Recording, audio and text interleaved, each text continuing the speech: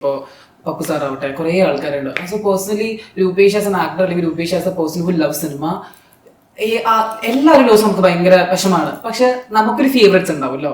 അപ്പോൾ ആ ചോദിക്കുമ്പോൾ ആരായിരിക്കും ലൈക്ക് വലിയൊരു ലോസ് ആണിത് മലയാളം സിനിമയ്ക്ക് എന്ന് പറയുന്നത് ചോദിക്കുകയാണെങ്കിൽ ഞാൻ പറഞ്ഞിട്ട് ഇപ്പോൾ ഈ പറയുന്ന പോലെ കാലം കൊണ്ട് മരിച്ചുപോയ വലിയ ആർട്ടിസ്റ്റ് കണ്ടു എന്ന് ഞാൻ പറയും. Birth is A reality, death is A reality അല്ലേ.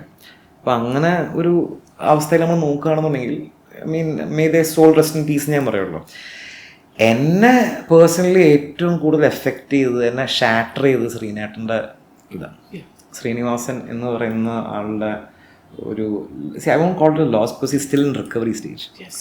അപ്പോൾ മൂപ്പര് എൻ്റെ വലിയൊരു പ്രാർത്ഥനയാണ്. മൂപ്പര് എന്താ പറയാ ഭയങ്കരമായിട്ട് ഹെൽത്ത് ഇംപ്രൂവ് ചെയ്തിട്ട് interesting part is like first സിനിമയിലും അതുപോലെ തന്നെ സെക്കൻഡ് സിനിമയിലും വന്നു ആള്. How was approach?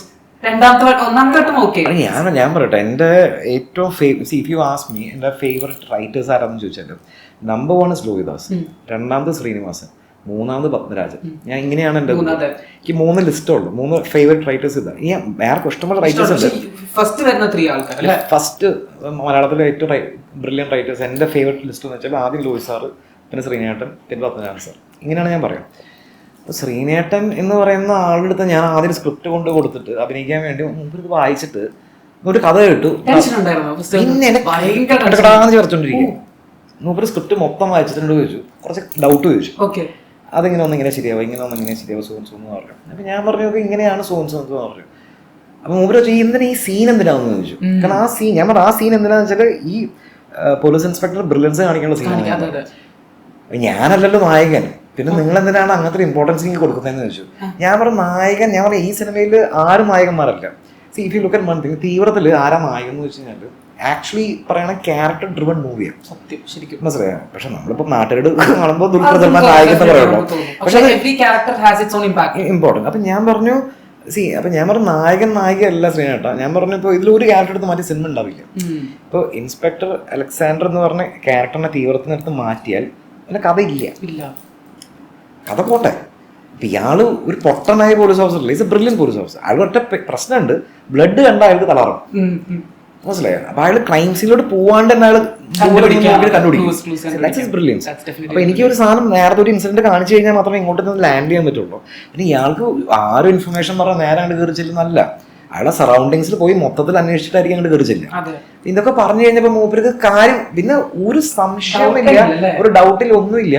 സാധാരണ ഞാൻ എപ്പോഴും കേൾക്കുന്ന കാര്യമാണ്, ശ്രീനിവാസൻ സിനിമയിൽ അഭിനയിക്കാൻ വന്നു കഴിഞ്ഞാൽ മൂപ്പര് സ്ക്രിപ്റ്റിൽ കൈ കടത്തും, മൂപ്പര് മൊത്തത്തിൽ പൊളിച്ചു മാറ്റും, നമ്മൾ ഉദ്ദേശിക്കുന്ന സിനിമയായിരിക്കില്ല എന്നൊക്കെ പറഞ്ഞിട്ട് എപ്പോഴും ഞാൻ സ്ഥിരം കേൾക്കുന്ന കാര്യമാണ്. എൻ്റെ ജീവിതത്തിൽ ഇതുവരെ ഈ കഴിഞ്ഞ 2 സിനിമയിലും ശ്രീനേട്ടൻ അത് വേണ്ട ഇത് വേണം എന്ന് പറഞ്ഞിട്ടില്ല. Zero indifference. അത് കഴിഞ്ഞിട്ട് യൂട്യൂബ് പ്രൊഡ്യൂസർ ആ ചാനൽ സ്ക്രിപ്റ്റ് വായിച്ചപ്പോൾ എന്നോട് one scene extremely harsh in writing. അത് എന്താ പറയുക, ഒരു സ്ത്രീ നെഗറ്റീവായിട്ടുള്ള ക്യാരക്ടറിലുണ്ട്, അതിൻ്റെ ഒരു ക്ലൈമാക്സിലോട്ട് ഭയങ്കര ഹാഷായിട്ടാണ് ഞാൻ എഴുതി വെച്ചിരുന്നത്. അപ്പം എന്നോട് പറഞ്ഞോളാം ഇതൊന്ന് ടോൺ ഡൗൺ ചെയ്യുന്നു പറഞ്ഞു. ടോൺ ഡൗൺ ചെയ്യുന്നു. അപ്പം ഞാൻ പറയാം എന്തിനൊന്നു ചോദിച്ചു. അപ്പോൾ ഞാൻ പറഞ്ഞു അത് വില്ലൻ ക്യാരക്ടർ അല്ലേ? അല്ല, നീ നിന്റെ എക്സ്പ്ലനേഷനൊക്കെ എനിക്കറിയാം. ഇങ്ങനെ ശ്രീനേട്ടൻ ഇങ്ങനെ പറഞ്ഞു, നിന്റെ എക്സ്പ്ലനേഷനൊക്കെ എനിക്കറിയാം, നീ പറഞ്ഞ കറക്റ്റ് കാര്യം, വില്ലൻ ക്യാരക്ടറാണ്, അതെൻ്റെ ഒരു ആ പെൺകുട്ടിയുടെ ക്യാരക്ടറിൻ്റെ ഡൗൺഫോൾ അങ്ങനെ ആവുന്നതിൽ തെറ്റില്ല. പക്ഷേ your writing is very hash, അത് ചെയ്യരുത്. ബിക്കോസ് നീ അത് ഭയങ്കരമായിട്ട് ഹാർഷായിട്ട് നീ അടിച്ചു കഴിഞ്ഞാൽ നിനക്ക് ചിലപ്പോൾ ഒരു ക്രിയേറ്റീവ് സാറ്റിസ്ഫാക്ഷൻ ആ സമയത്ത് കിട്ടിയെന്ന് വരും, പക്ഷേ that my trigger lot of people. അത് അങ്ങനെ ചെയ്യരുത്. സോ ടോൺ ഡൗൺ എന്ന് പറഞ്ഞു. It's A valid point. മനസ്സിലായി? അപ്പം ഞാൻ പിന്നീട് ആലോചിച്ച് നോക്കിയപ്പോൾ പറഞ്ഞത് ശരിയാണെങ്കിൽ അന്നും തോന്നി, ഇപ്പോഴും തോന്നുന്നുണ്ട്. So I tone down. ഞാൻ ആക്ച്വലി സ്പീക്കിംഗ് ആ സീനെ ഞാൻ വെട്ടി, ഞാൻ വേറെ പുതിയ സീൻ എടുത്തു. ആ സീൻ മൊത്തത്തിൽ വെട്ടി കളഞ്ഞിട്ട് I created a new scene. പക്ഷേ I tone down big time.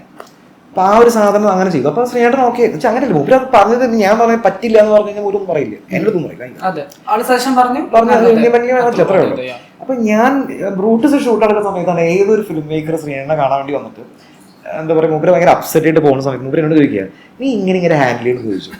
അപ്പം ഞാൻ പറഞ്ഞു എൻ്റെ പൊന്നു ചേട്ടാ, മൂപ്പര് ഹാൻഡിൽ ചെയ്യാൻ ഭയങ്കര എളുപ്പമാണ്. You be honest, that's it. You be honest with them, ഇതാണ് എൻ്റെ സിനിമ, ഞാൻ ഇങ്ങനെ ചെയ്യുള്ളൂ എന്ന് പറഞ്ഞു കഴിഞ്ഞാൽ അങ്ങനെ വേണമെങ്കിൽ സാധിച്ചില്ല. അപ്പോൾ പ്രശ്നമുള്ളൂ, എനിക്ക് ക്ലാരിറ്റി ഉണ്ട്, എനിക്ക് എൻ്റെ ജഡ്ജ്മെന്റ് തെറ്റില്ല എന്ന് എനിക്കറിയാം. അപ്പോൾ ശ്രീനേട്ടൻ വിശ്വാസമുണ്ട്. So that's why we went through. അപ്പോൾ അതാ ശ്രീനേട്ടൻ എനിക്ക് തന്ന ഏറ്റവും വലിയ ലെസൺ എന്ന് അറിയും, നമുക്ക് നമ്മുടെ സ്വന്തം സിനിമ കണ്ടിരിക്കാൻ പറ്റില്ല എന്നുണ്ടെങ്കിൽ നാട്ടുകാരിങ്ങനെ കണ്ടിരിക്കും. വലിയൊരു സത്യം അത്. അപ്പൊ ഞാൻ അതാണ് എന്റെ സിനിമയിലത്തെ കിട്ടിയ ഏറ്റവും വലിയ അഡ്വൈസ്. അത് തീവ്രത്തിന് ശേഷം സിനിമയിൽ കാരണം വെച്ചാൽ സത്യമാണ്. ഞാൻ അതാണ് ഇപ്പോഴും ഫോളോ ചെയ്തുകൊണ്ടിരിക്കുന്നത്. കാരണം ഞാൻ പറഞ്ഞില്ലേ തീവ്രത്തിന്റെ second Hafil because of my writing was bad, അത് എനിക്ക് അവസാനം മനസ്സിലായുള്ളൂ. ഐ കാൺ ഡു എനിത്തിങ്, അത് കയ്യിൽ നിന്ന് പോയി. അപ്പോൾ ശ്രീനേട്ടൻ അതിന് ശേഷം ഇത് പറഞ്ഞേ, ഈ എന്താ പറയുക, നമുക്ക് പോലും കണ്ടിരിക്കാൻ പറ്റില്ല എന്നുണ്ടെങ്കിൽ നാട്ടിൽ ഇങ്ങനെ കണ്ടിരിക്കും, വലിയ കാര്യം. അപ്പോൾ അത് ഞാൻ ഫോളോ ചെയ്തിട്ടാണ് യൂട്യൂബ് പ്രൊഡ്യൂസ് ചെയ്തത്. And I am very happy with that. ഇപ്പോൾ അടുത്ത് ചെയ്ത സിനിമയും ഞാൻ ആ സാധനം തലയിൽ വെച്ചിട്ടാണ് ഞാൻ എഴുതിയതും ഷൂട്ട് ചെയ്തതും ഒക്കെ. അപ്പോൾ എനിക്കറിയാം ഇഫ് സീൻ ഷൂട്ട് ചെയ്ത് കഴിഞ്ഞിട്ട് എഡിറ്റ് ചെയ്ത് കഴിയുമ്പോൾ ഇപ്പം scene is bad, I say take it off എന്ന് പറയും. കാരണം വെച്ചാൽ if it is not working take it off. കാരണം നമുക്ക് സഹിച്ചിരിക്കാൻ വലിയ നാട്ടിൽ ഇങ്ങനെ സഹിക്കുന്ന തിയറി എൻ്റെ തല്ല എപ്പോഴും ഉണ്ട്. അപ്പം അത് പക്ഷേ എനിക്ക് ശ്രീനേട്ടൻ I pray for my every day. മൂപ്പര് തിരിച്ച് ഫുൾ സ്വിങ്ങിൽ വരണം എന്നാണ് എൻ്റെ ഏറ്റവും ആഗ്രഹം. കാരണം ഈസ് റിക്കവറിങ്. പണ്ട് ഈ പറഞ്ഞ പോലെ തന്നെ ശ്രീനേട്ടൻ എന്താ പറയാ ആ അവസ്ഥ വെച്ച് നോക്കുമ്പോൾ ഇപ്പോൾ he's improved a lot. But I guess he's lucky because your prayer ഉണ്ടല്ലോ, എത്രയോ ആൾക്കാരുടെ പ്രേയർ ഉണ്ട്. എല്ലാവരും ഉണ്ട്. സത്യനന്ദിക്കാട് സാർ ഇപ്പോഴും ഇടയ്ക്കിടെ പോയി കാണാറുണ്ട് അങ്ങനെയായിട്ട്. ഞാൻ ഐ സ്റ്റേ ഉണ്ട് ഇങ്ങനത്തെ കേസ് ഞാൻ ഇത് പോയി കണ്ടിട്ടില്ല കേട്ടോ, ഇതുവരെ കണ്ടില്ല. ഈ അവസ്ഥയിൽ ഞാൻ പോയി കണ്ടിട്ടില്ല. ഞാൻ അത് എനിക്ക് പറ്റില്ല, ഞാൻ ഐ ബ്രേക്ക് ഡൗൺ. അയ്യോ ഞാൻ എപ്പോഴും ധ്യാനോട് പറയാറുണ്ട് പറ്റില്ല എന്ന് പറയും, എനിക്ക് പറ്റില്ല എന്ന് പറയും. എടാ ഞാൻ വേറെ ഒന്നുമല്ല, എനിക്ക് സത്യം ഭയങ്കര കണക്ഷൻ അല്ലേ. എനിക്ക് തോന്നുന്നു ഏതൊരു സിനിമ ചെയ്യാൻ വരുമ്പോഴും ലൈക്ക് നമ്മൾ സ്ക്രിപ്റ്റിംഗിലാവട്ടെ ഡയറക്ഷനിലാവട്ടെ അപ്പൊ തന്നെ ആള് ഈ ഒരു അഡ്വൈസ് നമ്മുടെ മൈൻഡിൽ വരില്ലേ. Very nice man. എനിക്ക് ഭയങ്കരമായിട്ട് എന്താ പറയുക അങ്ങനെ കാര്യം പറയുമ്പോൾ വല്ലാത്തൊരു വിഷമം. He's recovering, so I am very happy about. ഞാനെപ്പോഴും വിനീതിനോട് ചോദിക്കാറുണ്ട്, ധ്യാനോട് ചോദിക്കാറുണ്ട് how's he and stuff like that. So he's fine, he's recovered. Definitely he'll be very fine very soon. Let's see. Yeah, let's see. Okay? അതൊന്നുമില്ല. വേറെ ചോദിച്ചു. Okay. Actor and director ഈ രണ്ട് റോൾ ലൈക് ഡെഫിനറ്റ്ലി സിനിമ ഡിപ്പാർട്ട്മെന്റിലാണ്. Rupesh as a person ഏത് പൊസിഷനാണ് enjoy ചെയ്യുന്നത് while working? As a director ആണോ ആക്ടർ ആയിട്ടാണോ? അത് ആക്ടർ മാത്രമായിട്ട് പോകുമ്പോഴേ സത്യം പറഞ്ഞാൽ ഭയങ്കര ബോറടിയാണ് എനിക്ക് പേഴ്സണലി തോന്നിയിട്ടുണ്ട്. കാരണം നമ്മളെന്താ കേസ് നമ്മൾ ഷോട്ട് എടുത്ത് കഴിഞ്ഞ് പിന്നെ we don't have anything to do with it. നമ്മൾ അപ്പുറത്ത് പോയിട്ട് കസേരയിൽ ഇരിക്കുക, പിന്നെ അവരടുത്ത സാധനം സെറ്റ് ചെയ്യുന്ന വരെ നമ്മൾ വെറുതെ ഇരുന്നേ പറ്റും. അപ്പോൾ എനിക്ക് സത്യം പറഞ്ഞാൽ അത് ഭയങ്കര ബോറടിയാണ്. പക്ഷേ മറിച്ച് എന്താ പറയുക, ഞാൻ ഡയറക്റ്റ് ചെയ്യുന്ന സമയത്താണെന്നുണ്ടെങ്കിൽ ഞാൻ ഓൾവേസ് ഓൺ മൈ ടൂസ്. അപ്പോൾ ഞാൻ ഈ പറഞ്ഞ പോലെ തന്നെ ഒരു സീൻ കമ്പോസ് ചെയ്യുന്നു, നമ്മൾ ഷൂട്ട് ചെയ്യുന്നു, ഉടനെ അടുത്ത സീൻ സെറ്റപ്പ് ചെയ്യാൻ വേണ്ടി പറഞ്ഞു കൊടുക്കുന്നു.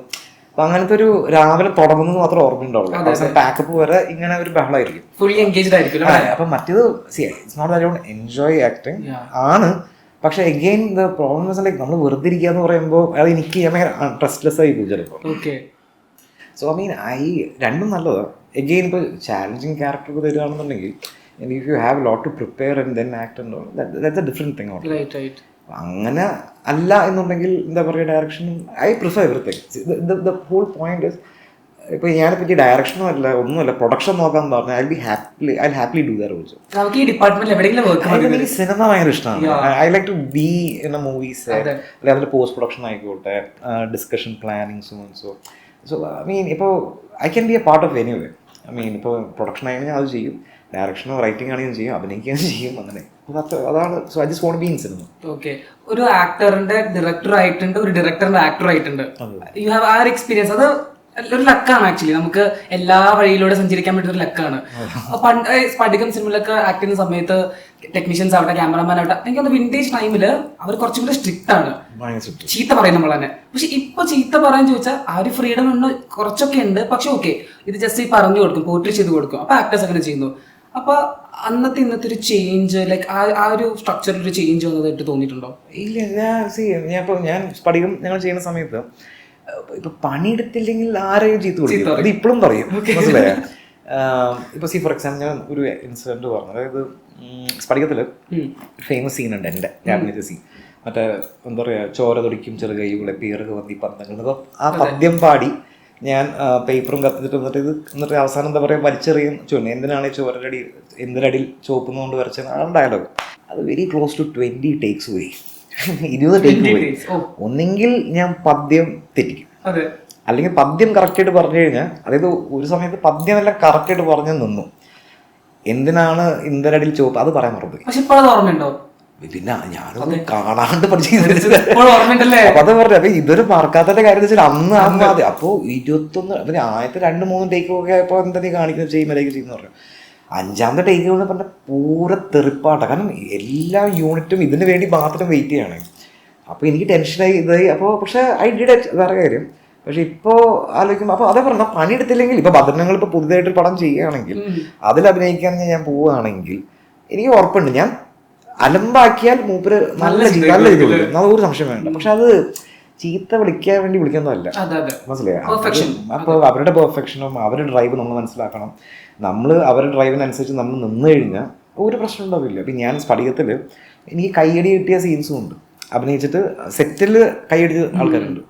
അപ്പോൾ അത് അപ്പം once you get into that whole thing, അപ്പോൾ അതങ്ങനെയാണ്. അപ്പോൾ ഇപ്പോഴത്തെ ഒരു അവസ്ഥയിൽ എന്ന് പറയുമ്പോൾ ആക്ടേഴ്സ്, ഞാൻ മനസ്സിലാക്കിയ കാര്യം എന്ന് പറയുമ്പോൾ ആക്ടേഴ്സ് ആർ വെരി സെൻസിറ്റീവ് ഇപ്പോഴത്തെ അവസ്ഥയിൽ. അപ്പോൾ അന്നും അങ്ങനെയൊക്കെ തന്നെയാണ്. പക്ഷെ അന്നും ഈ പറയുന്ന പോലെ തന്നെ വലിയ പട്ട എന്ന് അഭിനയിക്കുക, മനസ്സിലായ അവർക്ക് വലിയ ഡയറക്ഷൻ കൊടുക്കേണ്ട ആവശ്യമില്ല. ചില സ്പെസിഫിക് ആയിട്ട് ചില സാധനങ്ങൾ മാത്രം ആയിരിക്കും. എന്താ പറയുക, ബന്ധനങ്ങൾ പോയിട്ട്, ഞാൻ അന്ധകാലത്താണ് പറയുന്നത്, ബന്ധനങ്ങൾ പോയിട്ട് സ്പെസിഫിക് ആയിട്ട് പറയും അങ്ങനെയല്ല ഇങ്ങനെ ചെയ്യണം അങ്ങനെ ചെയ്യണം എന്നൊക്കെ.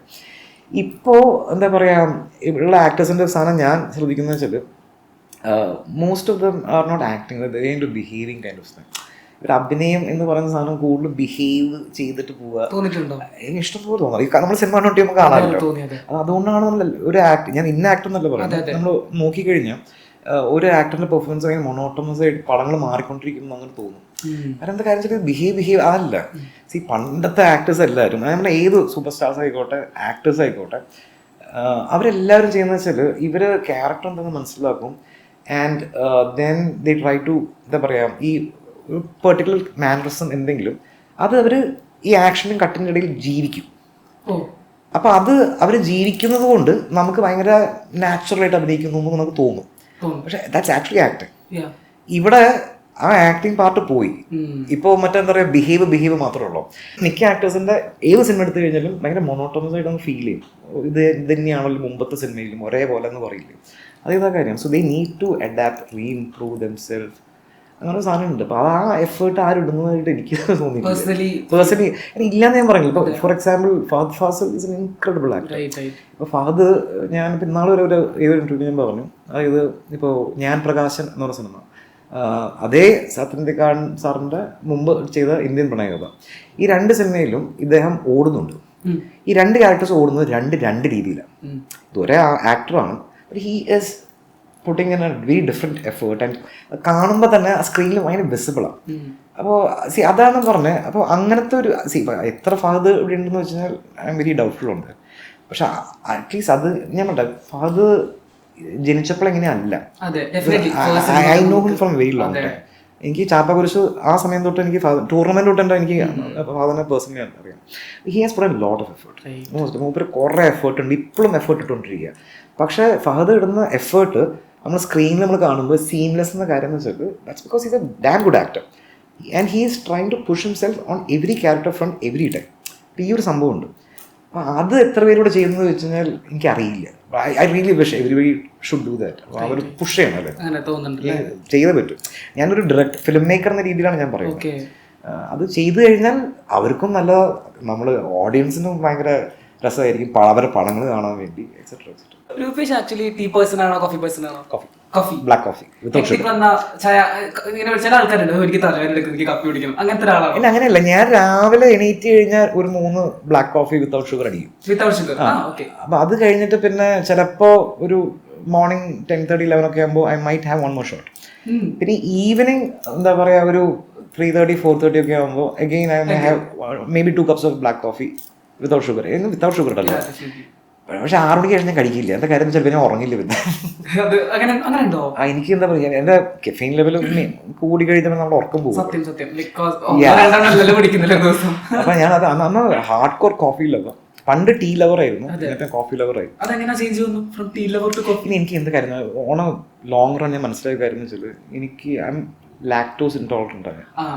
അപ്പൊ എനിക്ക് പാല്, ഡയറി പ്രൊഡക്ട്സ്, ഗീ ഒന്നും പറ്റില്ല. കാരണം വെച്ചാൽ ഭയങ്കര ബ്ലോട്ടിങ്ങും മറ്റേ സിസ്റ്റം മൊത്തം തകടം പറയില്ല അവസ്ഥ. അതുകൊണ്ട് ഞാനത് പിന്നീട് റിയലൈസ് ചെയ്തത്.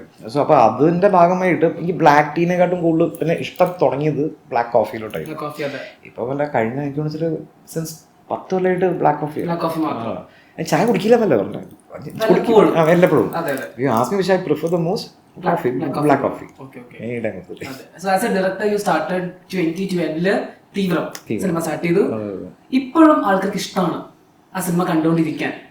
അത് ഞാനിവിടെ ചെന്ന ആൾക്കാർ പറയുന്ന എനിക്ക് പേഴ്സണലി കണ്ടുകൊണ്ടിരിക്കാൻ ഇഷ്ടമാണ്. നമുക്ക് ചാനൽസിലൊക്കെ വരുമ്പോൾ അറ്റ് ദാറ്റ് ടൈം ആ ഒരു എനിക്കൊന്ന് ഇപ്പോഴാണ് വന്നു കഴിഞ്ഞാൽ വേണമെങ്കിൽ നമുക്ക് ഓക്കെ സൈക്കോ ത്രില്ലർ അല്ലെങ്കിൽ ഒരു ക്രൈം ത്രില്ലർ അങ്ങനത്തെ ബേസിൽ.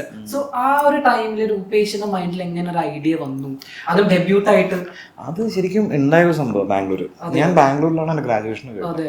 സോ ആ സമയത്ത് ഞാൻ ഗ്രാജുവേഷൻ കഴിഞ്ഞിട്ട് വർക്കിംഗ് അവിടെ ആൽബിനൊരു കമ്പനി വർക്ക് ചെയ്തുകൊണ്ടിരിക്കുന്നത് as A call centre employee. അപ്പോൾ ആ സമയത്ത് ഉണ്ടായൊരു സംഭവം. അപ്പം അന്ന് ഇപ്പോഴും ബാംഗ്ലൂർ ഭയങ്കര ആയിട്ട് പോകുന്നൊരു കാര്യമാണ്, പണ്ടും ഉണ്ടായിരുന്നു. അപ്പോൾ നമ്മളെല്ലാം ലേറ്റ് നൈറ്റ് ഷിഫ്റ്റ്സ്, എന്താ പറയുക ഗ്രേവി ആർ ഷിഫ്റ്റ്, രാത്രി 12 മണിക്കായിരിക്കും ഷിഫ്റ്റ് സ്റ്റാർട്ട് ചെയ്യും. അത് goes on till next day morning 10 o'clock.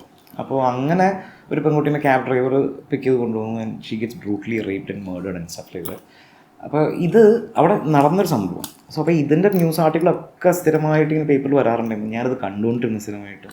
അപ്പോൾ അതെല്ലാം കഴിഞ്ഞിട്ട് എൻ്റെ ഒരു ഔട്ട് ബേസ്റ്റ് ഉണ്ട്. വാട്ട് ഹാപ്പൻ വാസ് ലൈക്ക് ഇയാൾ ജയിലിൽ പോയി കുറച്ച് നാൾ കഴിഞ്ഞപ്പോൾ ഇയാൾക്ക് മേഴ്സി ബെയിൽ കിട്ടിയിട്ട് ഇയാൾ പുറത്തേക്ക് ഇറങ്ങി. എന്നിട്ട് ഇയാളിപ്പം ഇപ്പോഴും ബാംഗ്ലൂർ ഓട്ടോ ഓടിച്ചുകൊണ്ടത് ഇപ്പോഴും ഈ സ്റ്റിൽ ദെയർ. അതാ പറഞ്ഞത്. അതെന്താ കാര്യം വെച്ചിട്ട് മൂപ്പരുടെ ഭാര്യ ഹാൻഡിക്യാപ്ഡ്, വീട്ടിൽ ആരും ഇല്ല, അമ്മ വയസ്സായി, സോ ഇതൊക്കെ പറഞ്ഞിട്ട് മേഴ്സി ബെയിലിൻ്റെ ഇതിൽ ഇയാൾക്ക് ബെയിൽ കിട്ടി ഇയാൾ പുറത്തേക്ക് ഇറങ്ങി. അപ്പം അത് കണ്ടപ്പോൾ എൻ്റെ ഒരു ഔട്ട് ബേസ്റ്റാണ് തീവ്രം. സോ അതാണ് ഐ തിങ്ക് നമ്മുടെ നാട്ടിൽ ഇങ്ങനത്തെ ഇൻജസ്റ്റിസ് ഇഷ്ടം പോലെ നടക്കുന്നുണ്ട്. അപ്പോൾ ഞാനത് എൻ്റെ ഒരു റിയാക്ഷനായിട്ട് ഞാൻ ആ സിനിമയിലൂടെ ഞാൻ പറഞ്ഞപ്പോൾ I think people are still liking and why because അത് ഇങ്ങനെ വേണം. If justice is not provide properly then you will take things in own hand എന്നൊരു സംഭവം ഉണ്ടല്ലോ.